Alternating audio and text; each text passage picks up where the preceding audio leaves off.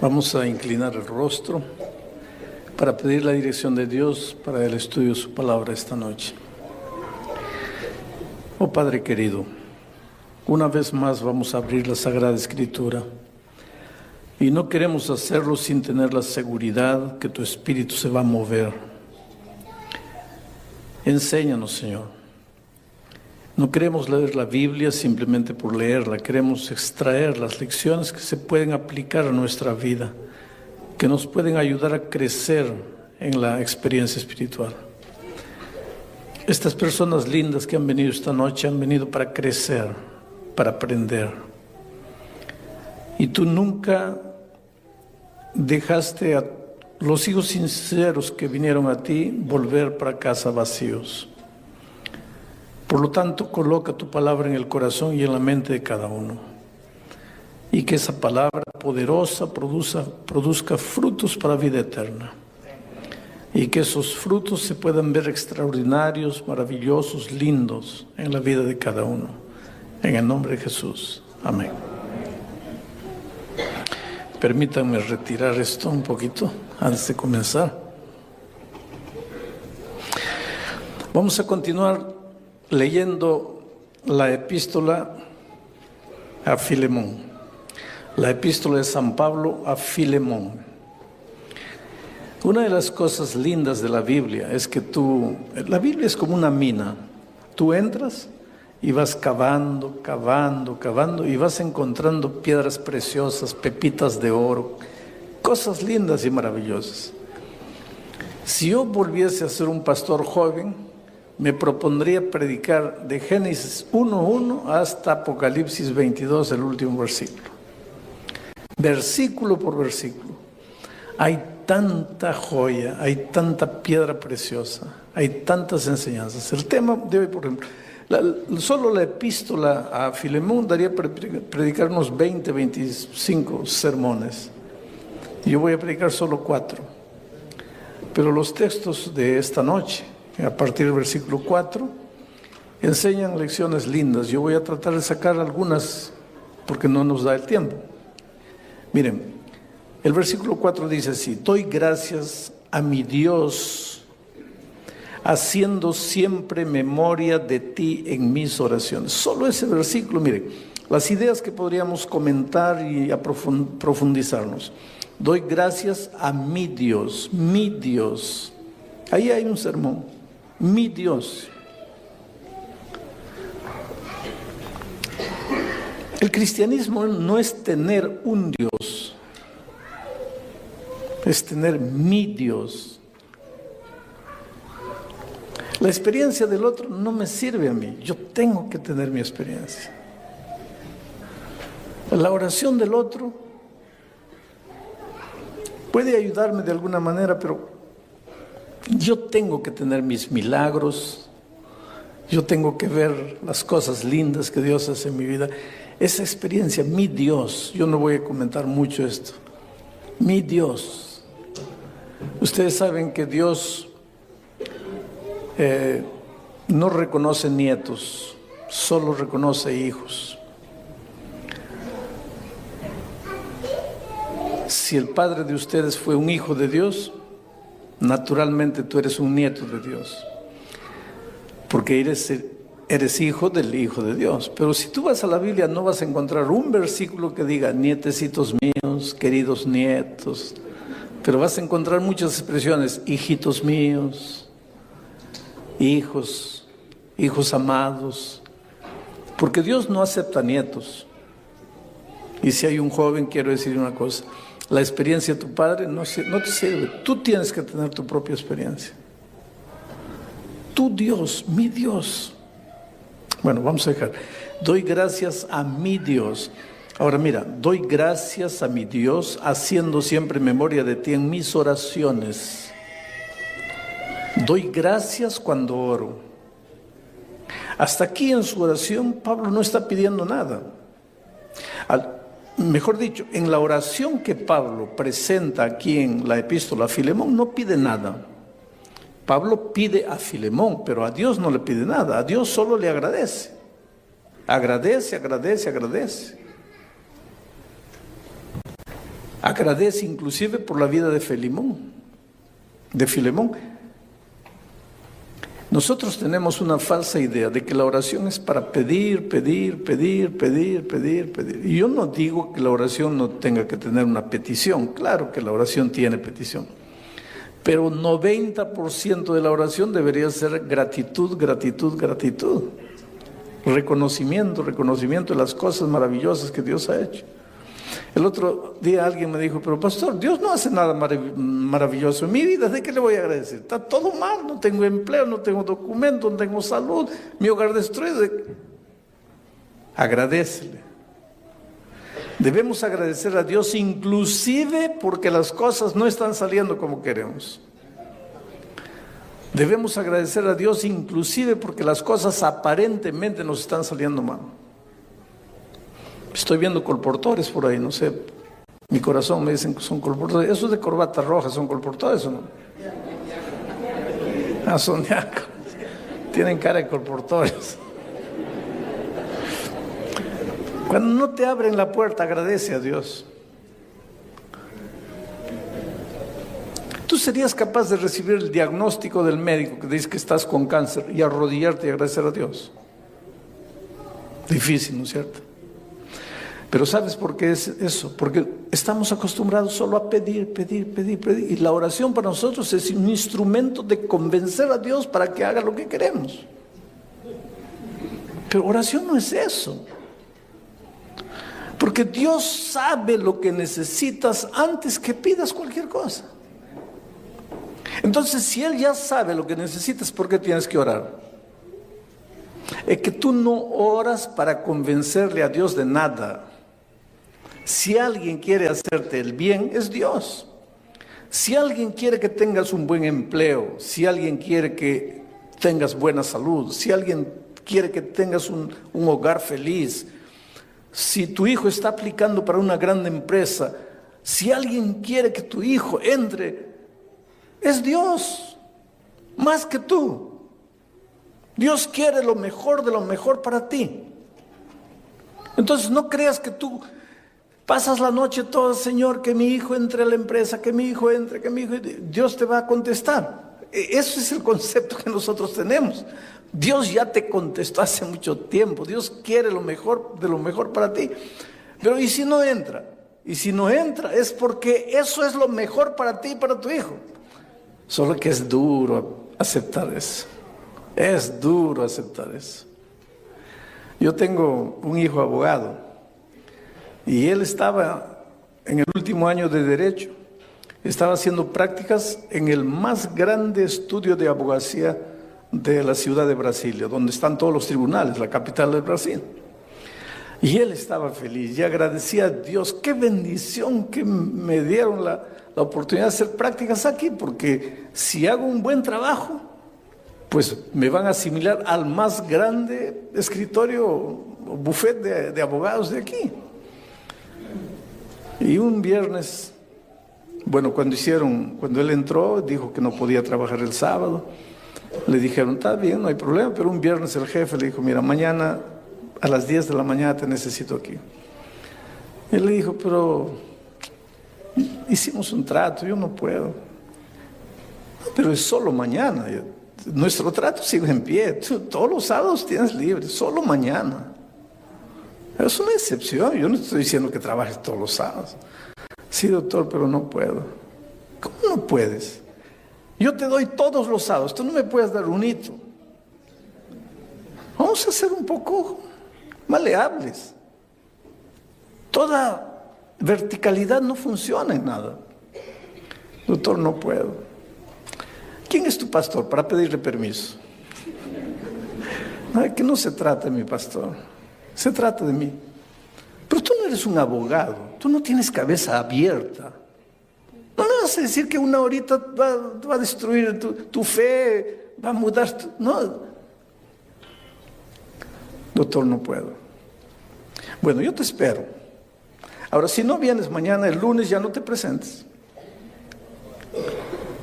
Y él llegó a la casa triste. ¿Qué hago, papá? Le digo, haz lo que tu conciencia te dice, lo que Dios te dice. Y no fue. El lunes se presentó. Y cuando el jefe lo vio, le dijo, ¿qué dijimos? No te presentabas el sábado, no venías hoy. Acabó, chao, estás fuera. Yo vi a mi hijo sufrir y de cierta manera estremecer su fe. Porque lo primero que él dijo fue lo siguiente: yo fui fiel a Dios, mira lo que Dios me hace. ¿Sería justo raciocinar así? Desde el punto de vista humano, sí. Porque nadie se alegra cuando las cosas van mal. Te despiden del empleo, ¿vas a agradecerle a Dios? Te dicen que estás con cáncer, ¿vas a agradecerle a Dios? Te dicen que tu hijo acaba de morir, ¿vas a arrodillarte y agradecer a Dios? Un ser humano normal difícilmente va a hacer eso. Pero difícilmente si no nos hemos acostumbrado a hacer de la oración agradecimiento. Pero si hemos aprendido a agradecer, no va a ser difícil agradecer en los momentos difíciles. Pero si hemos hecho de la oración solo petición, cuando los momentos difíciles llegan, no vamos a poder agradecer. Y yo me arrodillé con mi hijo y le dije, mira hijo, hay una cosa, Dios no falla. Aparentemente falló, pero eso es aparentemente, porque Dios no falla. Dios te va a abrir una puerta, pero papá, ¿qué puerta? Estoy en el último año de derecho, esta era la grande oportunidad de mi vida. Y ahora te voy a decir una cosa que le dije a mi hijo. Cuando aparentemente Dios te cierra una puerta, es porque te está abriendo una puerta más grande. Cuando aparentemente Dios demora en responder la oración como tú quieres, es porque tú todavía no estás preparado para recibir la bendición. Porque a veces tu corazoncito es de este tamaño y Dios tiene para ti una bendición enorme que no cabe en tu corazoncito. Y el instrumento que Dios tiene para que tu corazón sea grande, para que quepa la grande bendición que tiene Dios por ti, el instrumento para hacer crecer tu corazón se llama tiempo, se llama espera. Inclusive hablando de la venida de Jesús, la Biblia dice, y si tardar, ¿qué? Espéralo. Espera. No están saliendo las cosas como quieres, calma. Pero pastor, ¿hasta cuándo? Hasta que tu corazón se haya abierto de tal manera que quepa la bendición de Dios. Calma. Un mes después mi hijo consiguió la oportunidad de hacer prácticas en el Consejo Federal de Medicina. Fue allá. Ya pasaron 12, 13 años de ese día. Hoy día mi hijo es el abogado del Consejo Federal de Medicina. Y él aprendió una cosa: cuando las cosas no salen como quiero, Dios tiene algún otro plan para mí. Solo que a veces para aprender eso nosotros tenemos que llorar, queridos. ¿Sabes que las lágrimas, el dolor, el sufrimiento es la mejor manera de aprender? Si has peleado con tu novio esta semana y estás desesperada y piensas que te vas a quedar soltera por el resto de la vida, calma. Si tienes que llorar, anda a la casa, muerde el travesero y llora. Llora. Yo pienso que a veces Dios nos ha dado lágrimas para lavar el veneno que nos está consumiendo por dentro. Llora. Pero confía en Dios. Porque Dios te está preparando un novio mejor que el que tú tenías. Nunca desesperes. Pastor, ¿y si mi hijo murió? ¿Qué puerta más grande me está abriendo Dios? Ya murió. Ah, querido. Hay una cosa linda, mira. El mejor momento para un hijo de Dios morir es el momento cuando Dios en su sabiduría permite que muera. Voy a repetirlo. El mejor momento para que un hijo de Dios muera es el momento cuando Dios en su sabiduría permite que muera, aunque tú no lo entiendas. Y si quieres saber de eso, anda y ve la historia de Ezequías. Dios le dijo, prepárate porque vas a descansar. Y ahí pues vino el ser humano. No, Señor, por favor, quiero ver a mis nietos, quiero ver a mis bisnietos, déjame vivir. Y Dios le dio 15 años más de vida. Al final de los 15 años, yo creo que Ezequías se había arrepentido muchas veces. Y tal vez al final de esos 15 años, tal vez Ezequías dijo, Dios mío, ¿por qué no acepté 15 años atrás cuando me dijiste descansa? Porque en esos 15 años, él tuvo un hijo. Ese hijo llegó a ser el peor de los reyes de Israel. Que no hubiera nacido si él hubiera descansado cuando Dios le dijo aquí. Otra cosa, él nunca hubiera visto la derrota de su pueblo delante del enemigo. Y él lloró amargamente. Claro que no lo entendemos, claro que naturalmente todos queremos vivir, porque no nacimos para morir, querido, nosotros nacimos para vivir, con vocación de vida, la vida palpita en cada célula nuestra. No es natural que alguien quiera morir, pero vivimos en un mundo de muerte. Pero cuando llega el momento de descansar, es que ese era el mejor momento, no discutas con Dios. Y yo siempre digo que el cristiano no tiene que tener miedo de descansar, sí. Mis hijos dicen que yo digo eso porque estoy bien de salud. Porque si el médico me dijese, pastor, tiene un mes de vida, ahí mis hijos dicen, ahí quiero verte predicar eso. Pero queridos, yo pienso así. La muerte para el cristiano no es un sueño. La Biblia no dice que es un sueño. No es que es un sueño del cual vamos a despertar. Tú a veces te acuestas a las 8 de la noche, a las 9 de la noche. Cuando te despiertas, miras el reloj, 6 de la mañana. Ya pasaron 7, 8, 9 horas, pero parece que has dormido un segundo, porque cuando estás durmiendo el tiempo no pasa. Ahora, si tú mueres hoy, duermes. Cuando Cristo resucite, vamos a decir, tú te despiertas. Yo me acuerdo que estaba en el año 2010. ¿Qué año es? Es el año 3010. ¿Qué? Si acabo de dormir. Pero es que la vida es así, querido. El sueño es así. Entonces yo te digo, cuando llega la noche y tú vas a ir a dormir a la cama, comienzas a sufrir. Ay, Dios mío, no quiero dormir. Por favor, no me dejes dormir. No. Tú vas, te lavas los dientes, tomas un baño, te pones el pijama, te acuestas y chao. ¿Por qué? Porque tienes la seguridad que mañana te despiertas.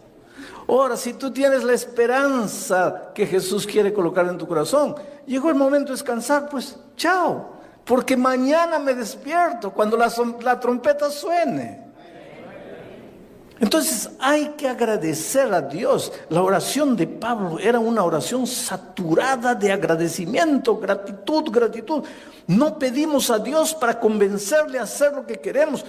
Oramos a Dios para que la oración sirva de un vehículo de relación, de comunión.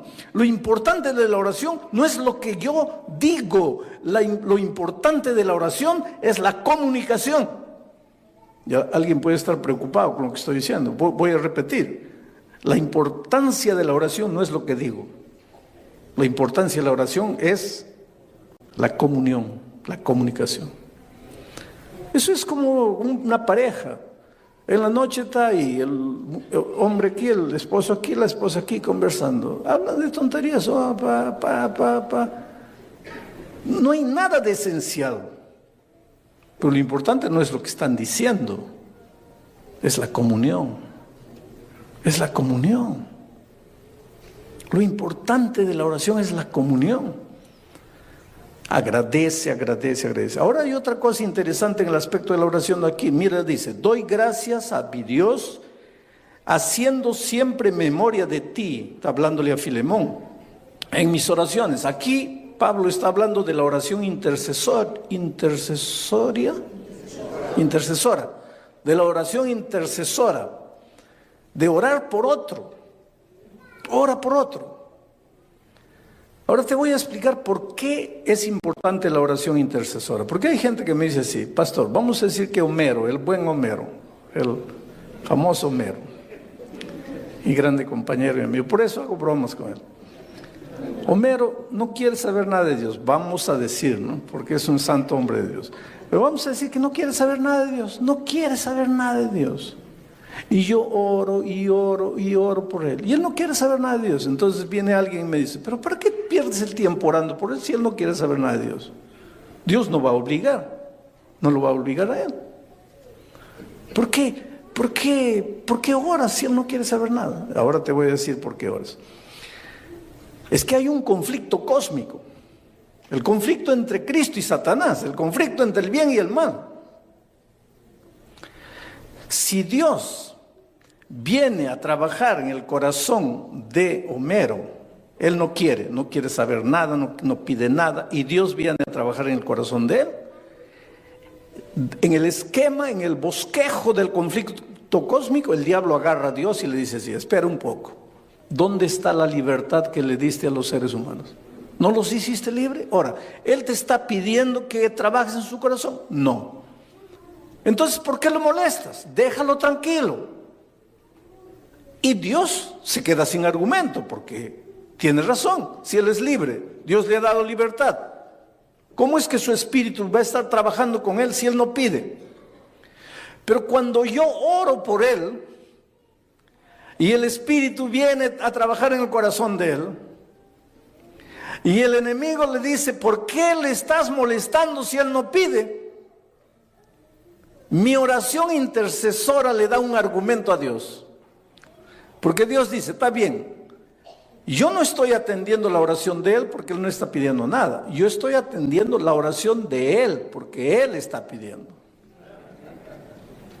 Entonces la oración intercesora le da un argumento a Dios para continuar trabajando en el corazón de las personas. Por eso ora por tu esposo. Pero pastor, ¿para qué? Ese hombre ya no está perdido, es 40 años, no quiere saber nada. Sigue orando. Yo cuando era pastor de iglesia, jovencito, tenía una hermana cuyo esposo era un ogro, literalmente. No quería saber nada, no quería ver a nadie. Había expulsado muchos pastores de casa. Y yo no me atreví a tocar la puerta, porque ya había expulsado a mis antecesores. Yo era un muchacho inexperiente. Hay muchas cosas que yo hice en la vida y de las cuales me arrepiento. Me arrepiento de no haber tocado la puerta, pero no toqué. Pero confortaba a la hermana y le decía, hermana, calma, sigue orando. Un día su esposo se va a convertir. Después pasaron los años, salí de esa iglesia, me fui a Brasil. Cada vez que volvía me encontraba con ella y le preguntaba, ¿y cómo va? No, pastor, nada. Pasaban 10 años. ¿Y ahí, hermana? No, nada. Un día de esos volví al Perú. Ella corrió a darme la noticia. Pastor, mi esposo se bautizó. Le digo, ¿y cómo fue eso? Ese es un milagro. ¿Cómo se realizó ese milagro? Y ella, mira lo que me dijo. Pastor, durante casi 40 años yo le hablaba todos los días a mi esposo acerca de Jesús y él no. Pero el último año cambié de estrategia. En lugar de hablarle a mi esposo acerca de Jesús, empecé a hablar a Jesús acerca de mi esposo. Y él se convirtió. El poder de la oración intercesora. Tu hijo está en las drogas, no quiere saber. Hay papás que dicen así, no, para mi hijo ya no hay vuelta. Hay vuelta. Sigue orando. Dale el argumento a Dios que él necesita para continuar trabajando en el corazón de tu hijo. Un día, querido, y te digo un día, antes de la venida de Cristo, cuando el Espíritu Santo en su plenitud se mueve en este mundo, para bien o para mal de los rebeldes que no quieren saber nada, para bien de los que pueden escuchar la voz de Dios, yo te digo una cosa, la promesa de Dios se va a cumplir. Mi palabra no volverá a mí vacía. Echa tu pan sobre las aguas y después de muchos días, pueden ser 5 años, 10 años, 15 años, 20 años, después de muchos días lo hallarás. Ninguna oración que tú has hecho a Dios pidiéndole por la persona querida que no está en la iglesia, que no quiere saber nada de Jesús, ninguna oración que tú has hecho se ha perdido.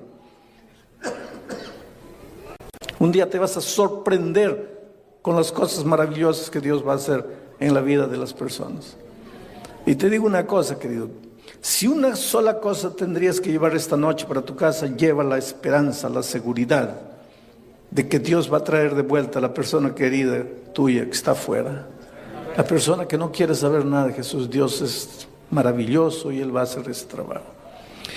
Pablo pues oraba por Filemón. ¿Y por qué oraba por Filemón? Porque recuérdate que Pablo estaba mandando a Onésimo, el esclavo ladrón que había venido y se había convertido, lo estaba devolviendo. Le dice, ahora tú vas a arreglar tu pasado, vas a hablar con Filemón.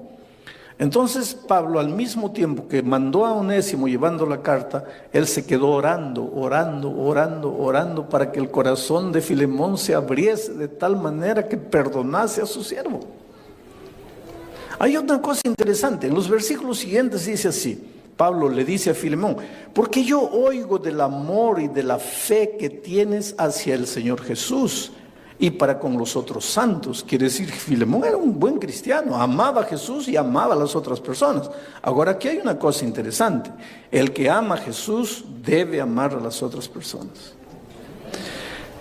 Pero hay personas que no son fáciles de ser amadas. Y seguramente tú conoces a algunos de ellos. Tú quisieras amarlos, pero no se dejan amar. Son difíciles. Hay personas que han nacido con un extraño don de no dejarse amar. Pero si tú dices que amas a Jesús, ¿qué es lo que Pablo dice? Por eso es que Pablo oraba por Filemón. Oro por ti, para que ese tu amor por Jesús se revele también por tus hermanos. Pero no solo por ellos, sino por este esclavo que te robó y está volviendo a ti. Porque es maravilloso amar al hermano. Es fácil amar al que te hace bien. Pero amar al vecino que te hace una bulla terrible ahí en el piso de encima. Orar al vecino cuyo perro viene y orina en tu puerta. Orar al vecino que tiene un loro que te despierta todos los días a las 5 de la mañana. Orar a la persona que habla mal de ti. Orar a la persona que no te saludó. Orar a la persona que un día tú estabas andando y él estaba hablando con otra persona, pero hablando mal de ti. Y después te sonríe. Y entonces tú llegas a la conclusión, este es un hipócrita. Amar a esa persona. ¿Cómo es posible amar a una persona así? No es fácil. Quiere decir, Pablo le dice a Filemón, tú amas a Dios, tú amas a los que están a tu lado, pero ahora quiero ver si tú amas a Onésimo, que te robó, que te hizo mal, que te traicionó, que te falló. Y es por eso que oro por ti, porque solo Dios te puede dar la capacidad de amar a quien te hizo mal. Y querido, te digo una cosa, tienes que perdonar y amar al que te hizo mal, tienes que hacerlo. No porque te vas a perder si no lo haces, no mires la vida cristiana de esa manera, pero tienes que amar y perdonar al que te hizo mal por un simple motivo.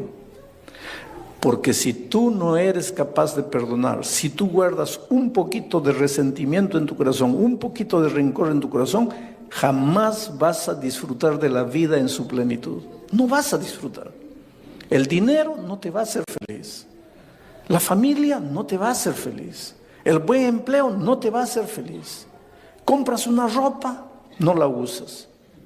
Compras un zapato, no lo usas. Viajas, vuelves infeliz. Y te preguntas, ¿qué me falta? ¿Sabes lo que te falta? No te falta nada, te sobra. Y lo que te está sobrando es ese resentimiento que estás guardando en tu corazón. Tienes que amar y perdonar, porque es la única manera de disfrutar de la vida en su plenitud. Yo te pregunto, ¿tienes esta noche algún resentimiento por alguien? Esta noche antes de dormir voy a hacer como Pablo. Voy a orar por ti. Voy a interceder por ti. Claro, no conozco tu nombre, pero voy a interceder por ti. Y voy a decirle a Dios, Señor, si en esta noche, en el auditorio, había una persona que está guardando resentimiento, rencor contra alguien, dale la capacidad no solo de amarte a ti, no solo de amar al hermano bueno, sino de amar al que lo hirió, al que le falló, al que lo traicionó. ¿Para qué? Para que pueda disfrutar de lo que es felicidad. Hay mucha gente que no es feliz porque no tiene la capacidad de sacar la basura, porque el resentimiento es basura, y cargando basura no puedes disfrutar. ¿Cómo puedes disfrutar de un perfume maravilloso cargando basura? ¿Cómo puedes disfrutar del aroma de una comida linda cargando basura? Tienes que limpiarte de la basura. Ahora, solo Jesucristo lo puede hacer. Solo Jesucristo lo puede hacer. En el versículo 10, mira lo que Pablo dice. Y te ruego pues por mi hijo Onésimo, a quien engendré en mis prisiones. Y quiero terminar con este mensaje. Mi hijo Onésimo, a quien engendré en mis prisiones. Interesante, ¿cómo es la vida, querido? Porque nosotros imaginamos la vida de una manera, Dios la imagina para nosotros de otra manera. Y felicidad es aprender a vivir la vida no como la imaginamos, sino como Dios la imaginó. Hay gente que dice así, pastor, no es esta la vida que yo imaginé para mí. Pero ya te has preguntado si es esa la vida que Dios imaginó para ti. Yo no soy feliz porque esta no es la vida que yo quería. Pero ya le has preguntado a Dios si esa es la vida que Dios quería para ti. Mira, Pablo tenía que ir a Roma, donde estaba preso. Preso en Roma, escribió la carta a Filemón. Quería ir a Roma y les prometió, les escribió una carta diciendo, voy a ir a Roma y de Roma ustedes me van a ayudar para ir a España. Mira los planes misioneros de Pablo. Entonces Pablo estaba en la región de Corinto. Dijo, estoy recogiendo ofrendas para los pobres de Jerusalén. Llevo a Jerusalén, entrego las ofrendas y viajo para Roma. Espérenme ahí. Entonces recogió las ofrendas en Corinto, fue para Jerusalén, entregó las ofrendas en Jerusalén y cuando estaba para partir para Roma, lo toman preso en Jerusalén y lo llevan a la cárcel de Cesarea, allá cerca de Jerusalén. Y él se queda preso 3 años, preso con acusaciones injustas, mentirosas. Pero él era ciudadano romano, entonces apeló al César. Y el César aceptó la apelación y le dijo, traigan a ese preso para ser juzgado aquí en Roma. Y 3 años después de estar preso, él va a Roma. Solo que en ese viaje, el barco naufragó en la isla de Malta. ¿Te acuerdas? Cuando le picó la serpiente y todo eso. Fue un viaje tumultuado. Y finalmente llega a Roma. Solo que en sus planes originales, Pablo debería llegar a Roma libre, feliz, bien alimentado, con buena salud. Debería llegar a la plaza pública y hacer una campaña de evangelismo. Todo lindo. Pero Dios lo hace llegar a Roma, pero de una manera completamente diferente de lo que él imaginó. Lo hace llegar preso. Ahora, si libre ya sería difícil la predicación del evangelio en Roma, preso entonces ya no haría nada. Pero si tú vas al libro de Tesalonicenses, vas a ver que Pablo dice ahí que justamente por causa de sus prisiones, gente que no se hubiera convertido de otra manera, se convirtió. Por causa de tu dolor, gente que no se hubiera convertido de otra manera, se convertirá. Yo no sé si tú te enteraste de lo que sucedió con un misionero brasileño en la isla de Palau. Lo asesinaron. Mataron a él, mataron a la esposa, mataron al hijo. Una tragedia. Muchacho lindo.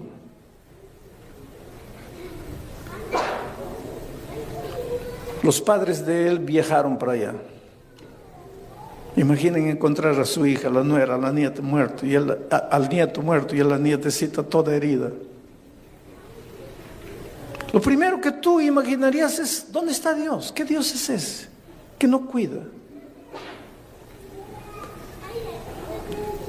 Esa madre no debería tener rencor por ese asesino. agarraron al asesino 24 horas después. Cuando la madre llegó allá, ya estaba preso el asesino. Lo había hecho drogado, dominado por las drogas. Y ella pidió: yo quiero ver al asesino de mi hijo. Y fue a la prisión. Y todas las cámaras de la televisión ahí, para ver qué es lo que va a decir esta señora al asesino del hijo.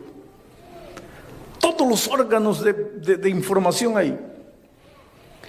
Y ella fue, ahí estaba, cara a cara con él. ¿Cómo estarías tú? ¿Qué sentirías delante del que mató a tu hijo? ¿Qué le dirías?